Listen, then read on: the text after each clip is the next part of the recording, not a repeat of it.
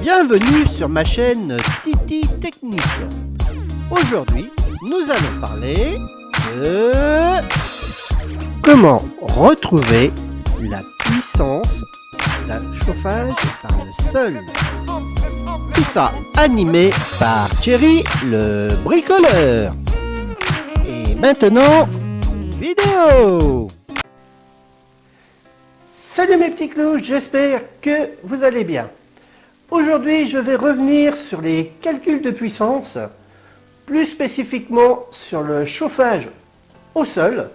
J'ai fait une vidéo complète sur comment calculer la puissance de votre panneau de sol. Mais aujourd'hui, je vais vous montrer rapidement comment retrouver à peu près, parce que là je ne vais pas rentrer dans les grandes formules. Si vous voulez les grandes formules, allez voir plutôt le calcul de puissance directement. Mais comment retrouver à peu près la puissance de votre panneau de sol, en quelque sorte, si vos puissances entre vos chaudières et vos réseaux sont bons. On va remettre les petites lunettes, parce que j'ai ma petite bafouille.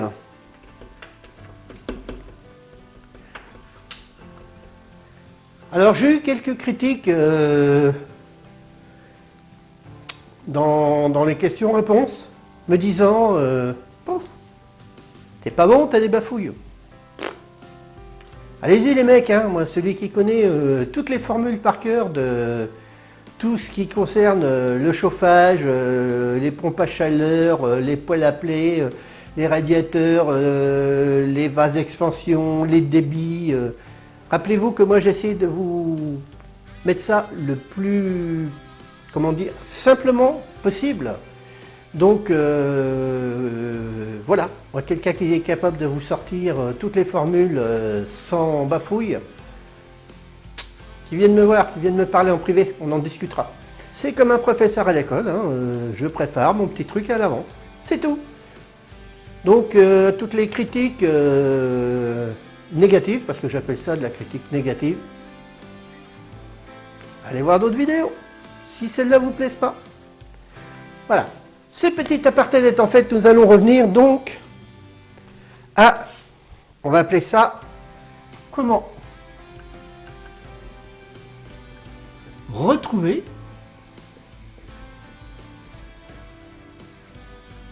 P chauffage sol.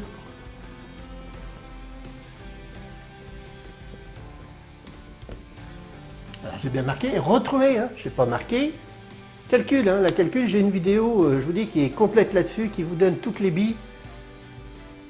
Donc, voilà. Donc, tout simplement, eh ben, vous avez votre maison, qui est généralement, vous avez un garage, c'est toujours la même chose à peu près, hein, une salle, un salon, une cuisine, on va dire une salle, une cuisine ici, et là on va dire une entrée et vos 3 chambres à l'étage. Vous voulez savoir la puissance de votre panneau de sol, par exemple, de salle. Voilà. Vous dites, ben, j'ai ma chaudière qui fait tant de kilos, est-ce que mon panneau de sol, bon, chauffage au sol, hein, est suffisant ou pas? Alors, je vais vous donner une petite astuce. Attention, depuis le début, depuis que je fais des vidéos, je me bats toujours en essayant de partir dans des théories réelles. La théorie réelle, vous l'avez dans le calcul de puissance. Là, je vais vous donner une petite combine qui va vous donner approximativement, je dis bien approximativement, votre puissance. Alors, ce qu'il faut savoir, déjà, moi, je vais vous parler avec du tuyau BAO. Diamètre, en moyenne, c'est du 10-16.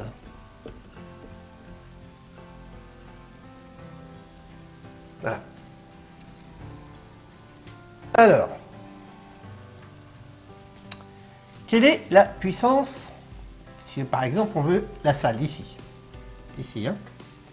Alors, il faut savoir que P est égal à 106 watts. Maxi, vous n'avez pas le droit de dépasser 106 watts par mètre carré.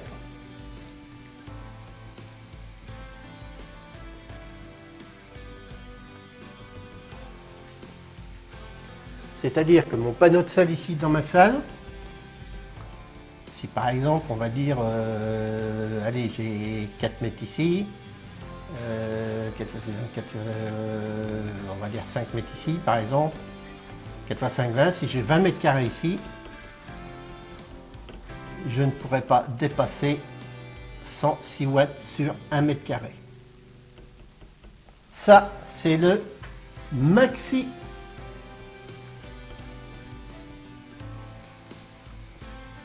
Et vous avez aussi un mini. Alors le mini, c'est démultiplié par 2. Ça, c'est la dépercussion. Je ne vais pas rentrer, dans ce détail-là. J'en parle dans mon autre vidéo. Allez voir. Voilà, mini. Voilà, ce qu'il faut savoir, c'est que dans le calcul vous avez une puissance maxi, c'est ce qui nous intéresse, nous, le plus, que vous n'avez pas le droit de dépasser. Ça, c'est des normes. Hein. Bon, le mini, la rigueur, vous en foutez, hein, c'est votre régulation qui vous le fait. Alors, les 106 watts max,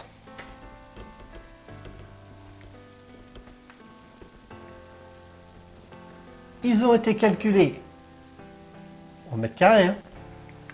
Je parle bien au mètre carré. Hein. N'oubliez pas, hein. Vous m'avez entendu hurler et crier contre les gens qui travaillaient avec des mètres carrés. N'oubliez pas que le chauffage au sol, c'est le seul truc qu'on travaille au mètre carré. Les 106 watts maxi au mètre carré, c'est pour, alors ils disent une eau à, alors ça c'est les normes, hein, 50 degrés pour avoir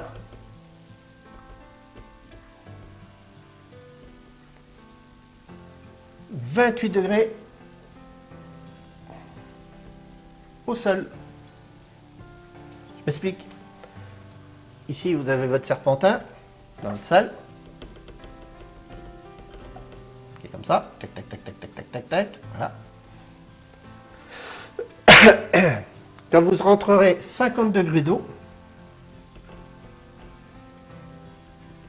à l'intérieur, donc votre pack, votre chaudière ou ce que vous voulez là entre deux, hein, qui vous fournit, qui vous fait circuler dedans, bien sûr. Et bien quand vous aurez 50 degrés d'eau, vous aurez 28 degrés au sol. Si vous prenez un thermomètre, vous le posez au sol, vous devez trouver 28 degrés par 50 degrés d'eau. C'est la norme. Attention, je travaille toujours dans les températures maxi. Hein. Moi, ce qui m'intéresse, c'est les températures maxi. Après, vous avez les régulations. Hein. Les régulations vous servent à diminuer. Hein. Donc voilà, grosso modo, la norme. N'oubliez pas, 106 watts maxi au mètre carré pour une eau à 50 degrés qui vous chauffera une dalle à 28 degrés. Votre dalle en béton. Hein. Enfin, votre dalle en béton, votre sol. Donc, ces petits apartés-là, fait, hop, on va garder nos 106 watts. Alors, maintenant, comment trouver, parce que vous allez me dire, ma puissance, elle dépend de quoi? Elle dépend de mon serpentin qui est ici. Évidemment, plus je vais mettre de serpentin dans mon sol, et plus j'aurai de puissance. Donc ça se calcule. Alors, la puissance, elle dépend du pas de pause. J'en parle, hein, j'explique tout ça, les pas de pause, j'explique tout ça dans ma vidéo de calcul d'un plancher chauffant. C'est parce que là, je voulais vraiment faire une vidéo, comment le retrouver. Donc, ce qu'il vous faut, si vous voulez retrouver la puissance de votre plancher chauffant, il faut que vous preniez les plans de votre maison. Ça, vous allez l'avoir. C'est dans les plans. Et il faut que vous retrouviez le pas de pose. Qu'est-ce que le pas de pose? Je vous explique. Votre serpentin, bon, on va prendre... Je vais vous le faire comme ça. Attendez, je vais vous le faire plus large que ça. Vous allez mieux comprendre. Hop. J'ai un compte Hotmail qui se trouve dans la description. Si vous avez des remarques ou des questions, n'hésitez pas et je vous répondrai. Vous pouvez me suivre sur mes réseaux sociaux qui se trouvent aussi dans la description.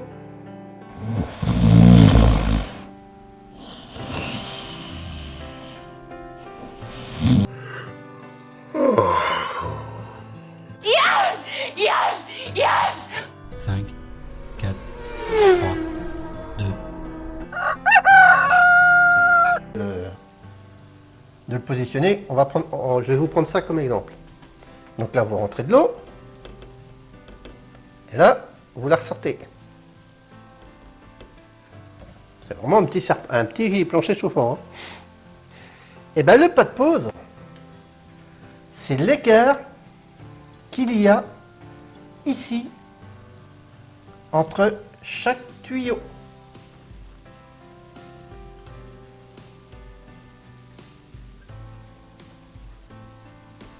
Voilà. C'est ça le pas de pose. Alors ici, vous avez un pas de bord. Si vous avez un mur ici, vous avez ce qu'on appelle un pas de bord. Là, pas de bord. Celui qui est le long du mur. Et là, le pas de pose est là. Là, vous êtes en pas de pause. Vous êtes en pas de pause. Là, vous êtes en pas de pause. Là, vous êtes en pas de pause. Là, vous êtes en pas de pause. Et si le mur est ici, là, vous êtes en pas de bord. Donc, vous pensez bien qu'ici, mon serpentin qui est là que j'ai dessiné, si je vous fais le même serpentin que je vous ai fait là, si je vous fais ça, j'ai pas de puissance, hein. Dans mon sol, hein, j'ai presque rien. Hein. Bon, là, je vous ai fait n'importe quoi, hein, parce que là, il y a des normes hein, là-dessus, hein, quand même. Maintenant, si je vous fais un serpentin qui est comme ça, hop, ben là, j'ai regagné de la puissance. Hein. Là, je vous ai augmenté la longueur de tuyau de BAO. Je vous l'ai augmenté dans le sol. Hein. On est bien d'accord. Alors, il y a les pas de pose, il y en a 4. Je vais vous prendre ceux qui sont les plus communs. Hop, maintenant vous savez ce que c'est que le pas de pose. Donc bien sûr, du pas de pose dépend la longueur de tuyau. Plus vous allez serrer votre tuyau, plus vous allez avoir de la longueur et plus votre puissance va s'élever. Généralement, les pas de pose de 15 cm. C'est ce que vous allez trouver de plus commun. C'est ce que vous allez trouver à peu près partout. Vérifiez hein, sur vos plans, regardez, pas de pause, normalement ça doit être marqué. Hein. C'est-à-dire qu'ici, avec mes 15 cm entre tous mes tuyaux, hein, hop, pour 15 cm, il vous faudra 6,7 mètres par mètre carré de tuyaux. Si vous faites un pas de pose de 15 cm, il vous faudra 6,7 mètres de tuyaux dans votre sol par mètre carré. Si vous faites un pas de pose de 20, alors ça se fait, mais première c'est moins courant, il vous faudra plus que 5 mètres de tuyaux par mètre carré. Attention, attention, je vous dis bien, je ne suis pas dans les formules sur cette vidéo. J'ai arrondi. Si vous prenez les calculs exacts, vous devez tomber à 6,72 et 5. Donc pour tous ceux qui aiment bien les chiffres justes, allez voir la vidéo de comment calculer. Donc voilà. On sait que 6,7 mètres de tuyau par mètre carré avec un pas de pose de 15 cm vous donne environ, je dis bien environ, il y a des calculs, là je vous ai arrondi pour vous simplifier les choses, 90 watts au mètre carré. Et si vous faites un pas de pose de 20, vous faites 70 watts au mètre carré. La formule P en watts est égale au mètre carré multiplié par la puissance de votre pas de pose. Tout simplement.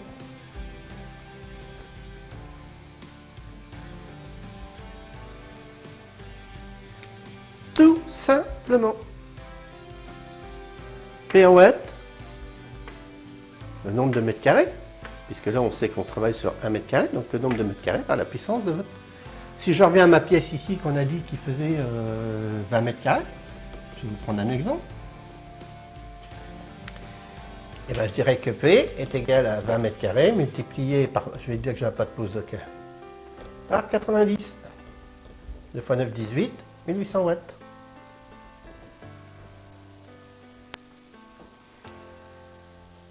Si je vous le calcule si je vous fais une différence en radiateur, par exemple, je vais prendre moi le cas ici à Cherbourg, donc alors attendez, hop, il faut que je retrouve ma petite calculette,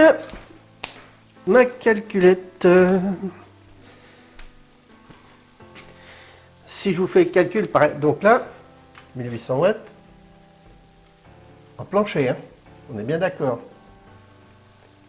Et bien si je vous fais le calcul en sachant que alors 20 mètres carrés multiplié par 2,70, là je me ramène en mètres cubes puisque là ça fait 54 mètres cubes. Ici il me faut 30 watts à peu près en mètres cubes. 30 multiplié par 54, 1620 watts. En radiateur.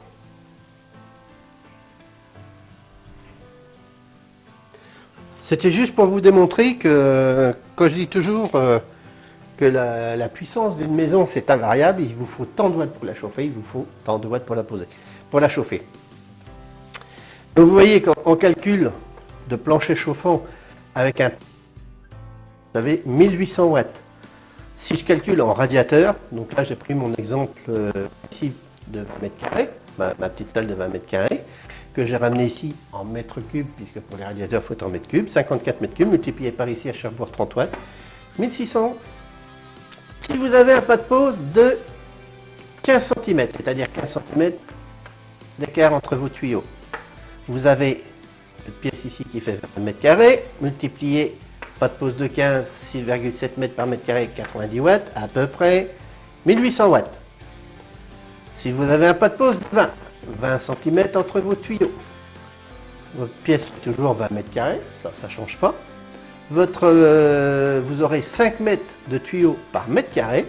Vous savez qu'il vous faut, qu'ils vous donneront 70 watts maxi par mètre carré. Vous multipliez votre surface 20 mètres carrés, multiplié par vos 70 watts, 1480. Je vous ai fait le calcul donc avec le radiateur. Ici en mètres cubes, multiplié ici à Cherbourg par 30 watts, 1600 watts. Donc vous voyez,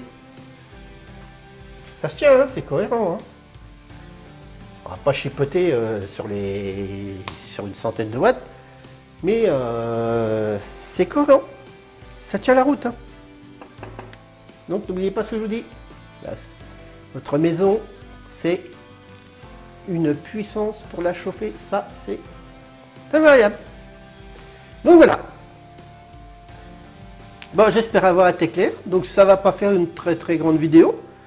C'était juste pour vous permettre de retrouver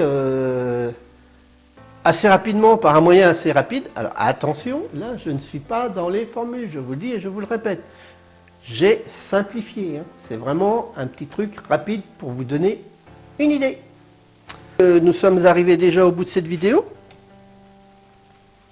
Si vous avez des questions, surtout n'hésitez pas, hein, vous avez ma boîte Outlook qui est sous la vidéo, hein, n'hésitez pas à aller dessus, me poser des questions. Venez plutôt sur ma boîte Outlook pour discuter, c'est plus facile pour les échanges même de photos à la rigueur, si vous voulez m'envoyer ou des documents, des trucs comme ça, c'est plus facile. Les réseaux sociaux, c'est pas évident. C'est pas évident. Voilà. Quoi dire de plus? N'oubliez pas de mettre mon petit pouce bleu. N'oubliez pas de vous abonner. Et en attendant, eh ben je vous dis à bientôt mes petits clous pour une prochaine vidéo. Alors c'est pas fini, car il reste encore deux petites choses. Si vous avez aimé cette vidéo, alors mettez un petit pouce bleu. Et si vous êtes fan, n'hésitez pas à vous abonner. Ceci est vraiment la fin de la vidéo. J'espère qu'elle vous aura plu et qu'elle vous aura aidé. Et je vous dis à bientôt mes petits clous pour dans une prochaine vidéo.